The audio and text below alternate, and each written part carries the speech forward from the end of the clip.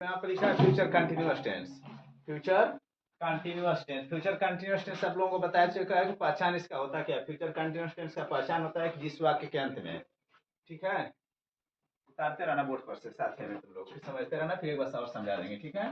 पहचान, इसका तुम लोगों को पहचान बताएं। फ्यूचर कंटिन्यूअस टेंस का पहचान यानी वाक्य के अंत में, वाक्य के अंत में रहा होगा, रहा होगा, रही होगी, रही होगी, बोलना नहीं है, उसको जो लिखते रहो। रहा होगा, रही होगी, रहे होंगे आते हैं।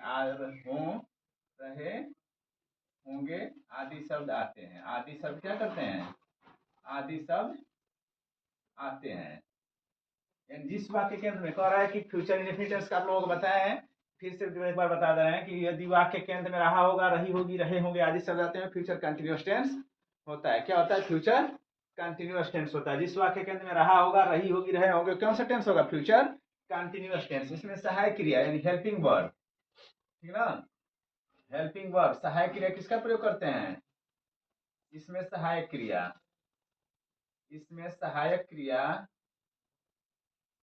इसमें सहायक क्रिया किसका प्रयोग करते हैं?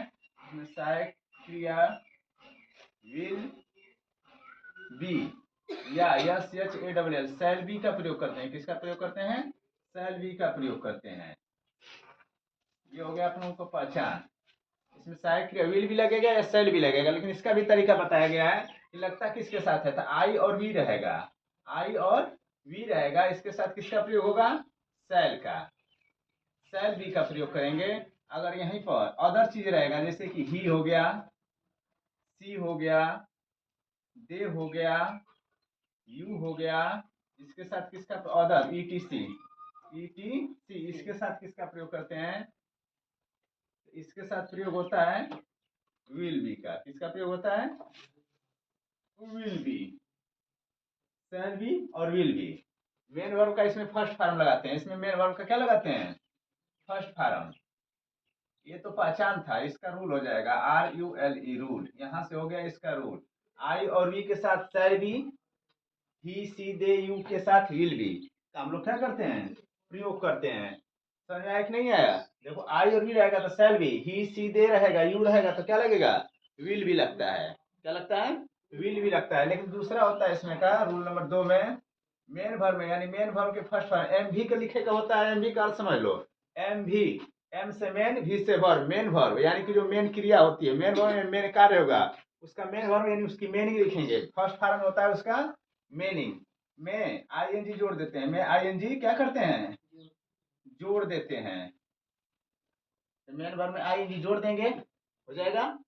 बाकी सब उसी तरह लगता है। इसका स्ट्रक्चर देख लेते हैं। STRUCTUR स्ट्रक्चर मीन्स होता है इसका सूत्र। इसका सूत्र कैसे बनाते हैं? सबसे पहले सब्जेक्ट लिखेंगे SUBJECT प्लस, इधर देखो, आवाज मत करो, सब्जेक्ट, इसके बाद विल भी लगाएंगे या विल या फिर शैल, दोनों में से कोई एक। उसके बाद क्या लिखेंगे? बी। फिर मेन वर्ब का फर्स्ट फॉर्म इसमें जोड़ देते हैं। नहीं नहीं है, मेन वर्ब का फर्स्ट फॉर्म है, निगेटिव नहीं है, बताया जा रहा है, ठीक है, अफर्मेटिव है। फ्यूचर कंटीन्यूअस टेंस का ये अफर्मेटिव सेंटेंस में आता है। ये हो गया अफर्मेटिव, ये तो पहचान था। यहाँ से इसका affirmative AFFIRMATIVE, future affirmative sentence. Future continuous tense का अफर्मेटिव सेंटेंस साधारण वाक्य के लिए काम करता है। मेन वर्ब का first form plus object plus ETC। अब समझ लीजिए, देखो इधर अभी पहले बताया कि future continuous tense, future continuous tense का पहचान होता है कि वाक्य के अंत में रहा होगा, रही होगी, रहे होंगे आदि शब्द आते हैं। ये तो नॉर्मल सी भाषा में है कि जिस वाक्य के अंत में रहा होगा, रही होगी, रहे होंगे आदि शब्द आते हैं, उसे क्या कहते हैं? फ्यूचर कंटीन्यूअस टेंस कहते हैं। लेकिन इससे ये भी पता चलता है कि कार्य जो होता है, जो हम लोग आने वाला होगा, जाने वाला होगा, खाने वाला होगा, पीने वाला, जो कुछ भी होगा, वो होगा कब? तो वो होता कब है? आने वाले समय में। अभी पता नहीं है, हो सकता है कि कल है। टुमारो का इसमें प्रयोग होता है, कल के लिए। किसका प्रयोग होता है? टुमारो का। तो आने वाले में, बीते वाला कल नहीं, आने वाला कल। जैसे कहेंगे कि कल हम पढ़ने जाएंगे, होता है ना, कल हम बारात करने जाएंगे, कहते हो कि नहीं कहते हो? तो आने वाला समय रहता है, बीता नहीं रहता है। इस टेंस से ये पता चलता है कि वो कार्य जो होगा आने वाला समय में होगा, अभी गया नहीं है, जो भी आएगा वो अभी आएगा, जाने वाला नहीं है, ठीक ना। तो आने वाला समय में होता है, वाक्य के अंत में सीधी सी बात में रहा होगा, रही होगी। अब इसमें अफर्मेटिव सेंटेंस का रूल होता है, आई और वी के साथ shall be, he she they you ETC यानी इत्यादि के साथ विल बी का प्रयोग करते हैं। बस आई और वी रहेगा तभी शैल लगेगा, बाकी कुछ भी आ जाएगा दुनिया का, ठीक ना। बाकी कोई भी आ जाए, तुम लोगों का भाभी आ जाए तो कोई दिक्कत नहीं है, सलियो आ जाए तो कोई दिक्कत नहीं है, लेकिन सिर्फ लगेगा आई और वी के साथ शैल बी, अन्य के कर्ता के साथ क्या लगेगा, विल बी। समझे कि नहीं समझे। इसके बाद स्ट्रक्चर हो गया, मेन वर्ब में आईएनजी क्या करते हैं, जोड़ देते हैं। मेन वर्ब में क्या करते हैं, आईएनजी जोड़ देते हैं। उसके बाद ईटीसी, ऑब्जेक्ट है ईटीसी, एग्जाम्पल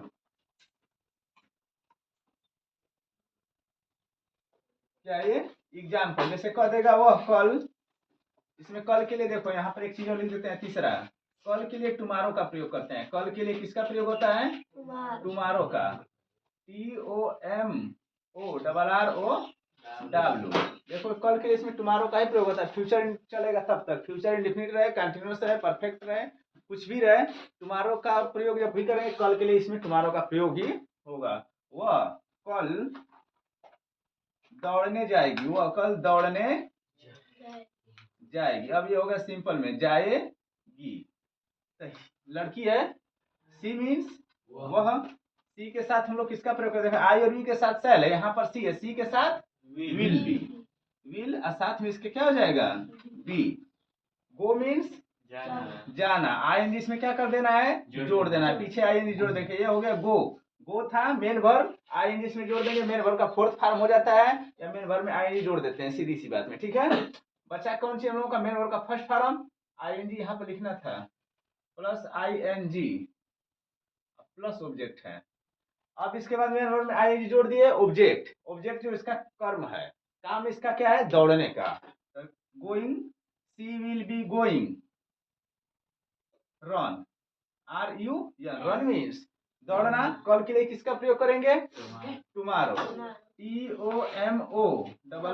TOMORROW। और देख लो, मैं आर्मी बनूंगा, मैं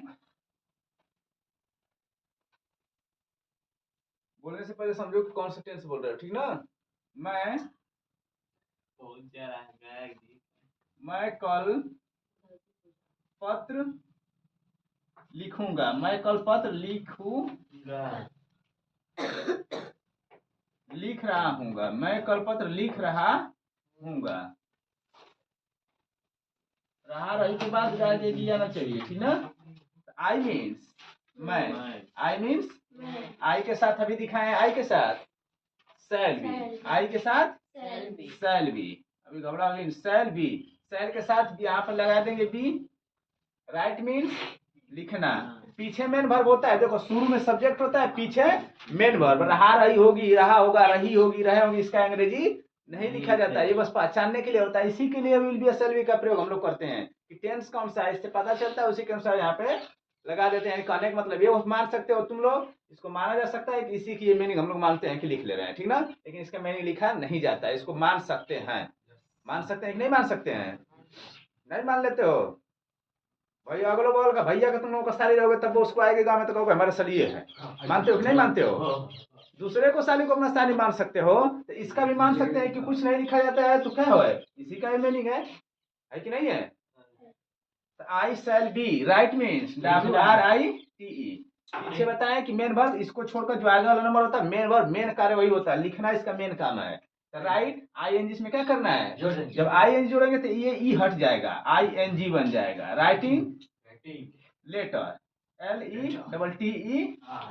अगर यहाँ पर एक लिख देंगे तो यहाँ पर ए लग जाएगा, क्या लग जाएगा, राइटिंग ए लेटर। टुमारो, कल के लिए टुमारो, TOMORROW कह देगा तुम,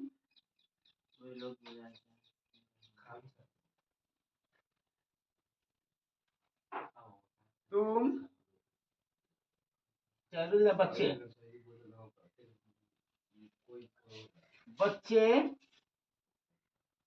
फुटबॉल,